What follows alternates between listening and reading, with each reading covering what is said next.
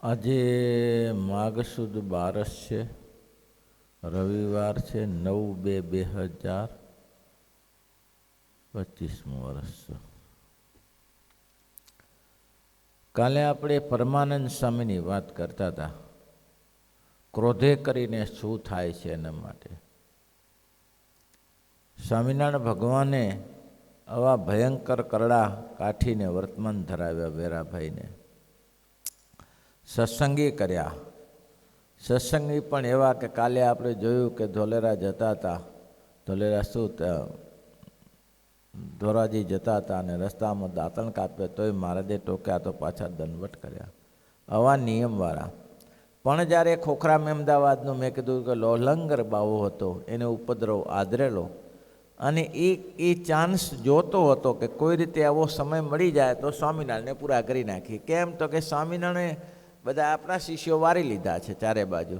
અને આ જગતનો નિયમ એવો છે, શાશ્વત નિયમ છે. લોકો કોઈ ખોટામાં ભાગ લેતા નથી. એને ખબર ન પડે ત્યાં સુધી ખોટામાં ભાગ લે, પણ ખબર પડે ત્યારે એને છટકી જાય છે. ખોટામાં ભાગ તો ખોટો હોય જ લે, સાચા માણસો ભાગ ન લે. હવે લોહલંગર એવું સમજી લે કે બધા મારા જેવા જ હોય તો એ શક્ય નથી.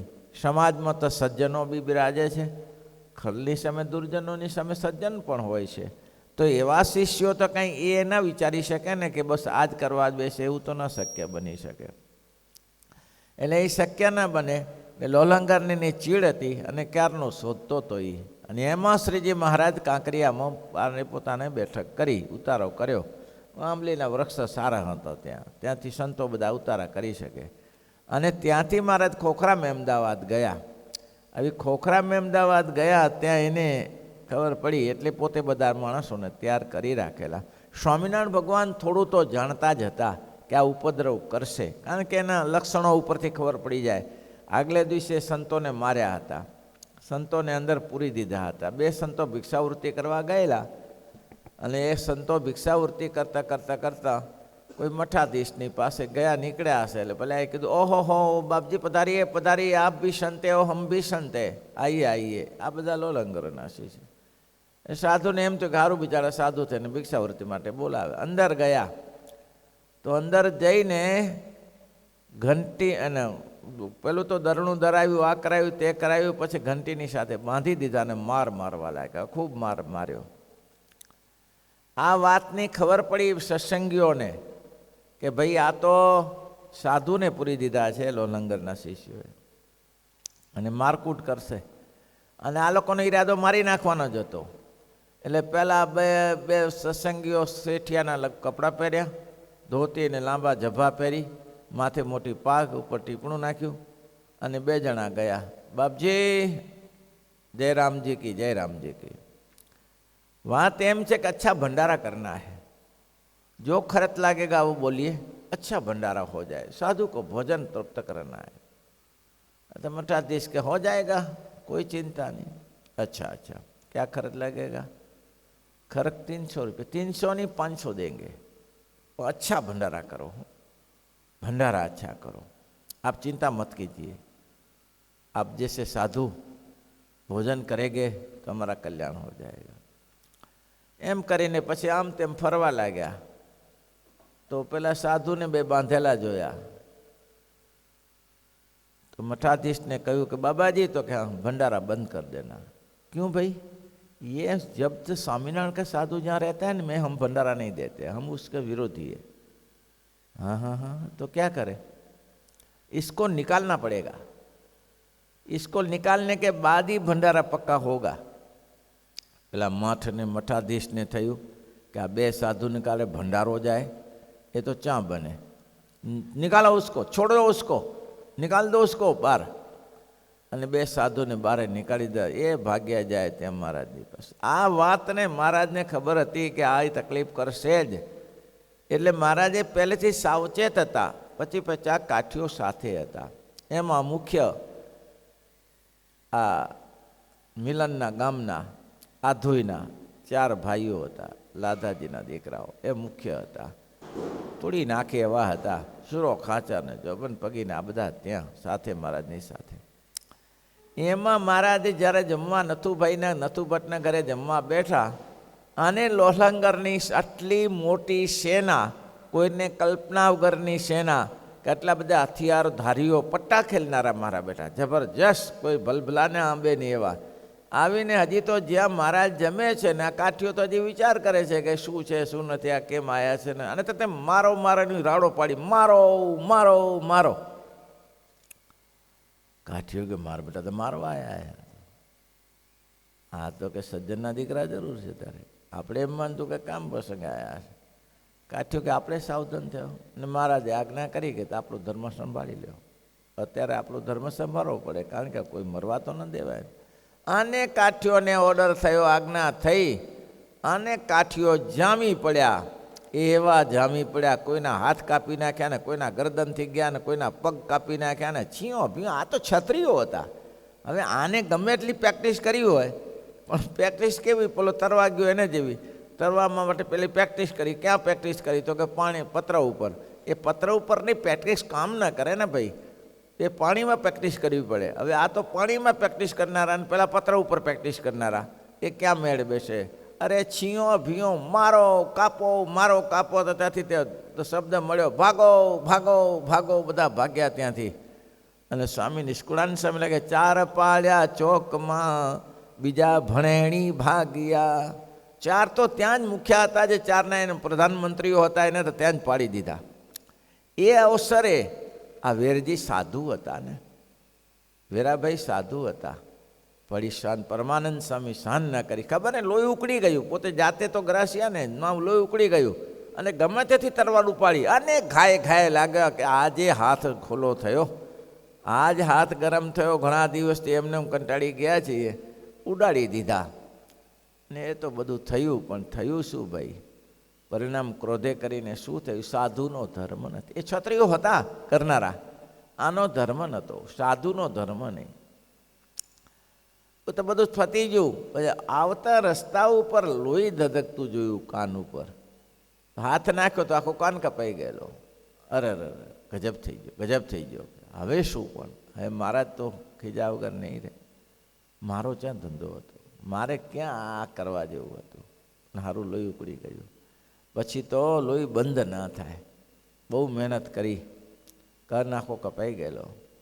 પછી સ્વામિનારાયણ ભગવાન નીકળ્યા કે સ્વામી આ શું કર્યું?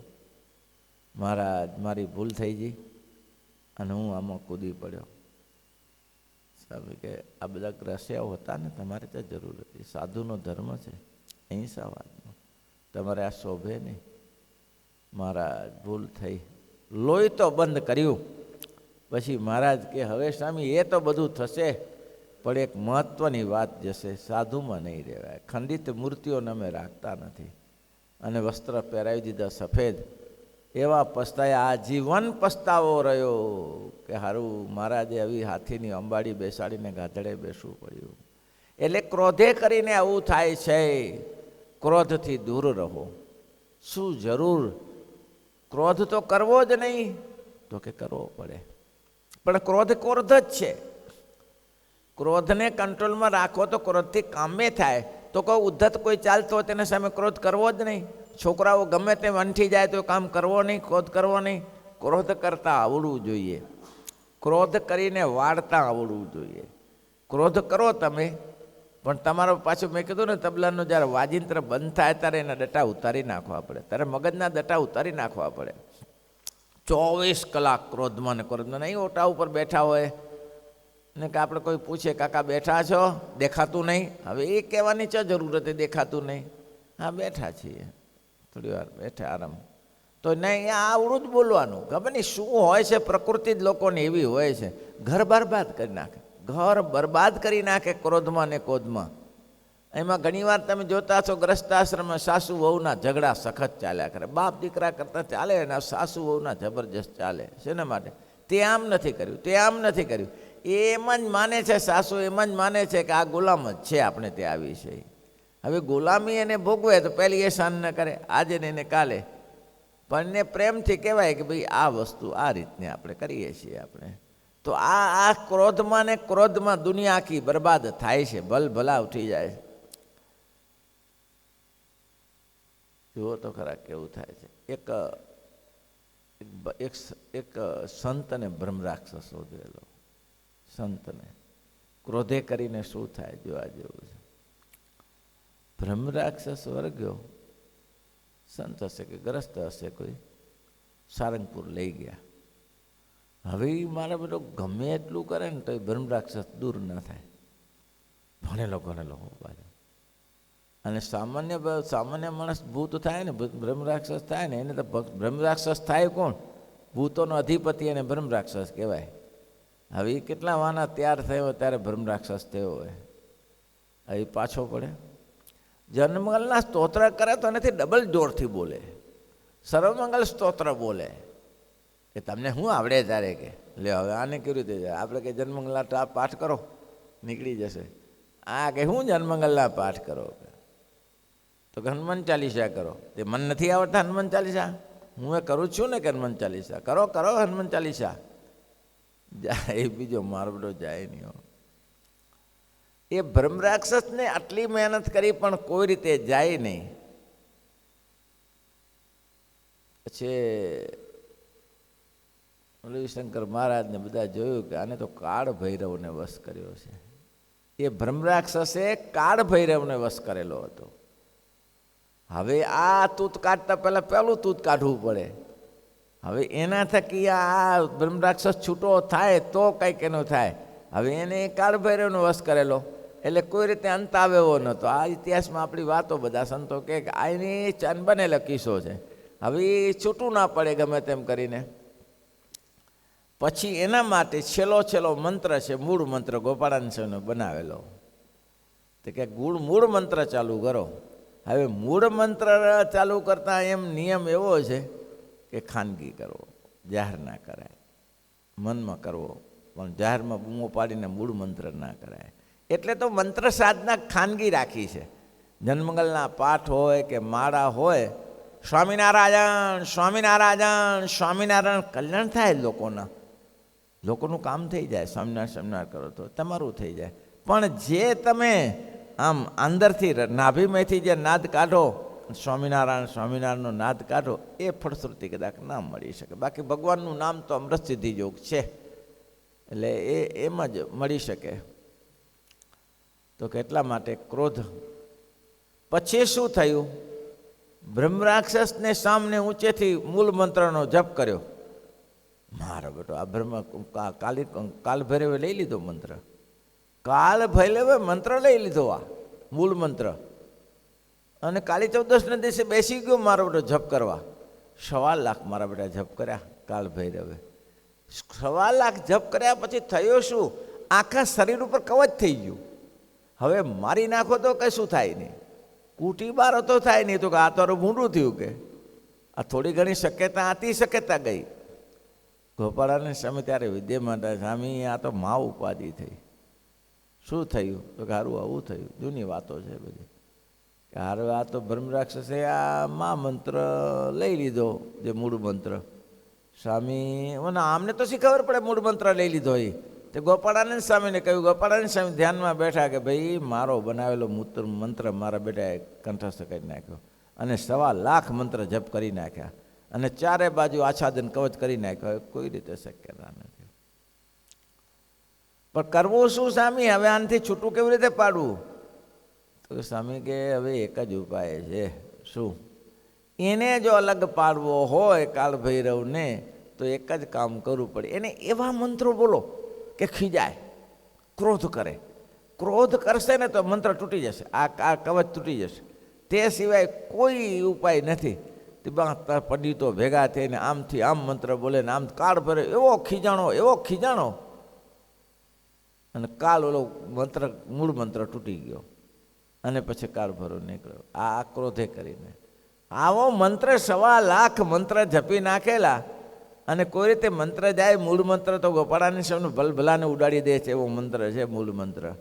એ મૂળ મંત્રનો જપ પણ એનો તૂટી ગયો. બોલો, થઈ ગયો નવરો.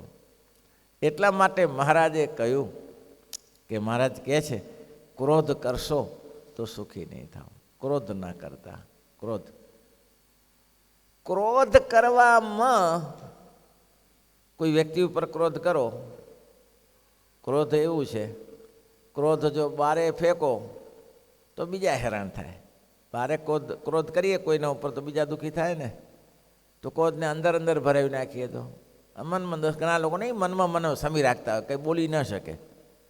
મનમાં ને મનમાં ક્રોધને સંગ્રહી રાખે, બોલી ના શકે. તો એનાથી શું ફાયદો થાય? ફાયદો શું થાય? ક્રોધ ભભૂક્યા કરતો શું થાય? હે, ક્રોધ ભભૂક્યા કરતો હોય પણ બહાર ના આવવા દે તો એનાથી પરિણામ શું આવે? રોગ થાય શરીરમાં. ક્રોધ તો બધી રીતે આખા શરીરને હલાવી નાખે ને. ક્રોધથી એટેક આવી જાય. ક્રોધમાં ને ક્રોધમાં પડ્યો રહે, બીપી વધી જાય, ડાયાબિટીસ વધી જાય, ઘણા દર્દો વધી જાય ક્રોધમાં ને ક્રોધમાં. તો કે છે તો પછી અંદરે નહીં કારણ બારે કાઢે તો બાર વાર હેરાન થાય છે. તો ક્રોધ કરવો કઈ રીતે?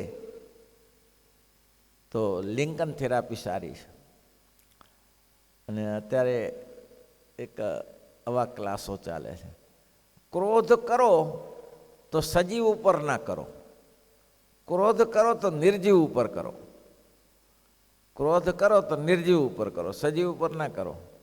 તો કે નિર્જીવ ઉપર કેવી રીતે? મોટો ડાંગ લઈને ઝાડને મારો, પથ્થરને મારો. પછી લોક ક્રોધ એવો છે ભાઈ. આ મોખાસણમાં મેં એક ભાઈ વાત કરતા હતા કે એક ભાઈને પહેલાંની સાથે વેર હતું ને, તે એવો ક્રોધે ભરાયેલો ને, એ માણસ મરી ગયો. કોણ? પહેલાં જ્યારે વેર હતું તેને શમશાનમાં લઈ ગયો. શમશાનમાં આના સંબંધીને કારણે એને જવું પડ્યું. તો સંબંધીમાં લાકડી લઈને એને એ મરદાને માર કરે. બોલો, હવે ત્યાં તો કંઈ પૂછે ને, ત્યાં તેમ કરે ક્યાં દૂર કરતો હશે, પણ ત્યાંય ક્રોધ છૂટવો ન પડે. આવો ક્રોધ છે. બોલો, હવે એમાં શું રહ્યું છે? એમાં રહ્યું શું છે?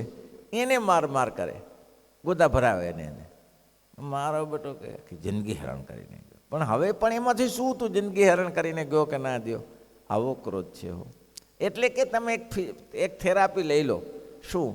થાંભલાને લગાવો, થાંભલાને મારો. ક્રોધ જ કરવો છે ને, તમારે ક્રોધને બારે કાઢી નાખવાનો છે ને, તો આ રીતે ક્રોધ નીકળી જશે. કોઈને મારો, બાકી નહીં. એટલા માટે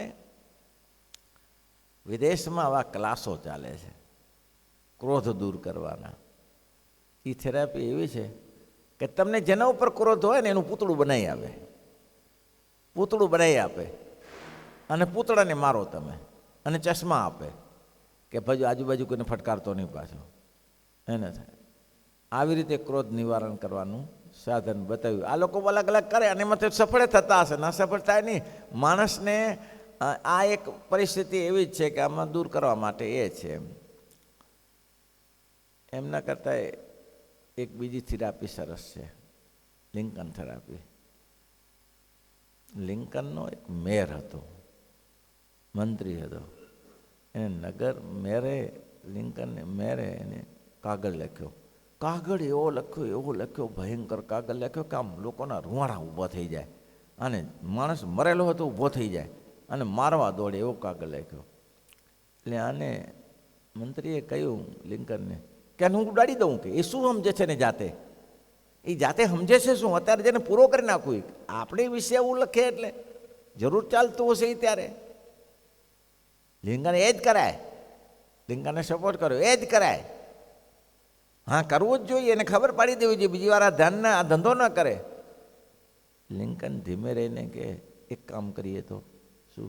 પહેલો એને કાગળ લખીએ, પહેલો એને કાગળ લખીને જણાવ્યું. અને તમે એવો કાગળ લખો કે એના શબ્દને ધડી કરી નાખો, લખો, એને પણ વિચાર તો કરી દો. ને આને એના મંત્રી કાગળ લખ્યો, એવો ભયંકર, એક શબ્દની સામે 10 શબ્દ માર્યા, ગાળો ને અપશબ્દ ને આને તેને. કાગળ તૈયાર થઈ ગયો, લિંકનને આપ્યો. લેવા કાગળ, વાંધો નહીં કે હું સ્પેશિયલ માણસને બોલાવી અથવા કોઈ જતો હશે તેને મૂકું કે એને આપી દેશે મેયરને. હા, એવું કરો. મૂક્યો કાગળ. બીજે દિવસે આવ્યા, કાગળ પહોંચી ગયો ના? કાગળ તો કોઈ જનારું મળ્યું નહીં એટલે પહોંચ્યો નથી. પણ મને એમ થયું કે હું જ આજ જવાનો છું, તો લેતો જઈશ. પણ તમે એક વાત કહું, શું? આ જરા જોઈ તો લ્યો, કાગળ તમે લખ્યો છે, મેં જોઈ લો, કંઈ રહી જતું નથી ને? રહી જતું નથી ને? કંઈ રહી જતું? આ બહુ મહત્ત્વની થિયરી છે, આપણે આ અનુભવ કરીએ જ છીએ. અત્યારે કાગળ નહીં લખાતા, પેલા કાગળ લખાતા આપણે પોતાના બધાને અનુભવ જ હોય. જોઈ લો ને આ કાગળ જરા. પેલો જોઈ ગયો, હવે 24 કલાક થઈ ગયેલા. એટલે પેલો કે આ બધું લખવાની છે જરૂર હતી, આટલું બધું ના લખાય ને, કે આ લખવા જે શું થશે, શું એ કંઈ જપશે તો નહીં ને, એ કંઈ મેર છે હારો, એ કંઈ બેસશે. એટલે બિલકુલ સિમ્પલ કાગળ કરી નાખ્યો, હળવો કાગળ કરી નાખ્યો. પણ કાગળ લખ્યો, લિંકનને આપ્યો. લિંકનને કહ્યું કાગળ બરાબર લખ્યો ને, કે રહીને જ જતો તો ના, જે લખવાનું લખાઈ ગયું બધું, સારું મૂકો, હું આજે જઈશ, તમને કાલે તમે આવો. એટલે આપણે વિચારીએ કાલે આપણે જઈએ. બીજે દિવસે આવ્યો કે કાગળ મોકલાવી દીધો. મારે જવું હતું પણ કોઈ કારણસર હું રહી ગયો છું, હું આજે જઉં છું, લેતો જઈશ કાગળ. પણ તમે એક કામ કરો, હજી આમાં કંઈક તમારે કંઈક ઉમેરવું હોય તો ઉમેરી દો. હજી કંઈક તમારે આમાં હવે 24-48 કલાક થઈ ગયેલા. કોઈ પણ ક્રોધને દૂર કરવા માટે સમયની જરૂર છે. જેમ કે મમ્મી પપ્પા કે કાકા કાફુ આપો મરી ગયા હોય, ભાઈ મરી ગયા હોય, તો એના માટે દવા શું છે? ડૉક્ટરની દવા તો કામ કરતી નથી. દવા કઈ કામ કરે છે? એમાં દવા સમયની જ કામ કરે છે. સમય જશે એટલે બધું હળવું થઈ જશે. ગમે તેવા મોટા ખેરખા જાય, પણ સમય ધીમું પાડી દે બધું. સમય 48 કલાકનો ટાઈમ વીતી ગયો. પેલો કાગળ લઈને ફરીથી વાંચવા લાગ્યો. પહેલો કે હું એમ માનું છું કે આને ઉડાડી દઉં, આ પચીને ઉડાડી દેવો છે, આ લખવાથી શું? અને હું દૂધે ધોયેલો છું, હું દૂધે ધોયેલો. આપણે એવા ખોટા ધંધા કરીએ જ છીએ. તો આ થશે ત્યારે એ લિંકનની પાસે આવશે કે આ માણસ કે હું આ કાગળ લખીશ એટલે કે જપશે તો નહીં. એ લિંકનની પાસે આવશે અને લિંકનને કહેશે આ માણસની શું શુદ્ધ માણસ છે, આ માણસની શું લાયકાત છે તમે જાણો છો? ત્યારે નોકરી મારી જ જવાની છે ને. કે આમાં કાગળ ફાડીને ફેંકી દીધો. 48 કલાક થઈ ગયા ને ક્રોધ દૂર કરવા માટે. ફેંકી દીધો કાગળ. ફેંકી દીધા પછી લિંકનને પાસે, લિંકન કે મારે જવાનું ટાઈમ થયો છે, પેલો કાગળ લાવો ને. તો કે કાગળ તો નાખ્યો કચરામાં. કે તો કે એ જ કરાય. લિંકન કે એ જ કરાય ભાઈ, આ જ કરાય. ક્રોધને ટાળવાનું કામ આ જ છે. આ થિયરી બધાને કામ લાગે એવી નથી. આ થિયરી બધાને કામ લાગે. બોલો કે તમને કોઈ કહેવાનું હોય, ગુર્જરના પિતાશ્રીનું અવસાન થતું હતું, એટલે ગુર્જરને રશિયાના સંત થઈ ગયા. એટલે ગુર્જરને કહ્યું કે ગુર્જરે કહ્યું કે હવે છેલ્લી કંઈક પિતાશ્રી મારા માટે કંઈ ભરામણો તો કરો હવે ત્યારે. તો કે કંઈ ભરામણ તો છે નહીં, પણ જે તમારે આજે જે એક વિચાર આવ્યો હોય એને કાલે અમલમાં મૂકો. આજે જે તમને વિચાર આવ્યો હોય કાલે અમલમાં મૂકો. એટલે 24 કલાકમાં તો પરિવર્તન થઈ જાય ને. એટલે એમાં આનાથી ગુર્જર બહુ મોટા સંત થઈ ગયા. બહુ સંત થઈ ગયા. આપણે ભારવીનું એક સૂત્ર છે. ભારવીના પિતાએ ભારવીએ કહ્યું કે મારે કંઈ ઉપદેશ લાયક છે કંઈ? તો કે હા, તારે જે કામ કરવું હોય, તને જ્યારે ક્રોધ ચડે ત્યારે તું 20 ડગલા પાછો ખસી જજે અને પછી પ્રયત્ન કરજે. ભાઈ 20 ડગલા આ બધાને થિયરી કામ લાગે એવી છે. ક્રોધ ચડ્યો અને ઉડાડી દીધો, આખી જિંદગી પસ્તાવાનો પાર નહીં. કોઈને આપણે મારી નાખીએ તો એ બે બરબાદ થાય ને. પેલો તો મરી ગયો, એનું કુટુંબ બરબાદ થઈ જાય. મારનારો જેલમાં જાય આખી જિંદગી, એનું કુટુંબ બરબાદ થઈ જાય ને ભાઈ. કોઈમાં સુખી થવાનું છે ત્યારે? તો એટલા માટે ક્રોધની મહત્તા એટલા માટે ટાળવાનો માટે આ ઉપાયો બતાવ્યા કે કાગળ લખીને એનો સમય આપો, ક્રોધને સમય આપો. એને કીધું તારે 20 ડગલા પાછું હટી જવાનું. અને ભારવીને એવું જ થયું. ભારવી કંઈક બહારગામ ગયો હશે અને એના ઘરમાં આવીને જોયું તો બારીમાંથી જોયું તો 2 માણસ કોઈ સૂતા છે, દરવાજો બંધ છે, સૂતા છે. ત્યારે એને કેવો ક્રોધ ચડે કે મારી પત્ની કોઈની સાથે સૂતી છે, હું સહન કરું? તરવાર કાઢી તરત જ ખખડાવી. પણ એને વિચાર આવ્યો કે મારા પિતાશ્રીએ મને કહ્યું હતું 20 ડગલા પાછું ખસી જવાનું. 20 ડગલા જોયું તો ઉપર લખેલું હતું અવિચારિતમ ન કર્તવ્યમ, વિચાર્યા વગર કોઈ ધંધો નહીં કરવાનો. લખ્યું છે ને કાર્યમ ન સહસા કિંચિત કાર્યો ધર્મ તો સત્ર પાઠીને દેતી ત્યાં કાર્યો સન્માન સમંગ સંતોહન સંગમ. તે એ સૂત્ર એને યાદ આવી ગયું. આનો જ અનુવાદ છે. એને એ સૂત્ર જ યાદ આવી ગયું. કોઈ પણ કાર્ય કરવું હોય તો વિચાર્યા વગર ના કરવું. એટલે તરત દરવાજો ખોલીને કહ્યું આ કોણ? ત્યાં તો એની દીકરી હતી, એની પોતાની દીકરી સસરેથી આવી હતી. એને દરવાજો ખોલો, પિતાશ્રી આવી ગયા, મારી નાખ્યું, ઘા મારી ઉડાડી દીધી હતી તો શું થયું હોય. એટલે ક્રોધનું આ બહુ ચેપ્ટર સારું છે કે ક્રોધ માણસ માત્રને માટે કે ક્રોધ કરો. અને એક ભાઈ છે ને જોરદાર ઢોલ વગાડે, જોરદાર, ધીમો ન પડે, ધીમો ન કરે 2-5 કલાક સુધી. તો પેલા કે આટલું શું જોર છે તને, કે આ ઢોલ વગાડતા ધીમો નહીં પડતો, જેમ જેમ સમય જાય તેમ વધારે ને વધારે. તો કે આ પટા ઉપર જુઓ, પટા ઉપર જુઓ, ઢોલનો પટ્ટો હોય ને એના ઉપર જોયું. તેમાં એક પોતાની પત્નીનું ચિત્ર હતું ને એક એમાં સાસુનું ચિત્ર હતું. આ જોયું કે? તો કે આનું શું, આ એ જ મહત્તા એ જ છે, આને કંઈ કહેવાતું નથી એટલે અહીંયા પતાવી દઉં છું કે આને ત્યાં કંઈ કહી શકાતું નથી, નથી તો ઘરવાળીને કહેવાતું, નથી તો સાસુને કહેવાતું, તો એને બદલે અહીંયા કને વારો ચડાવી દઉં છું. બોલો, શ્રીપતિમ શ્રીધરા.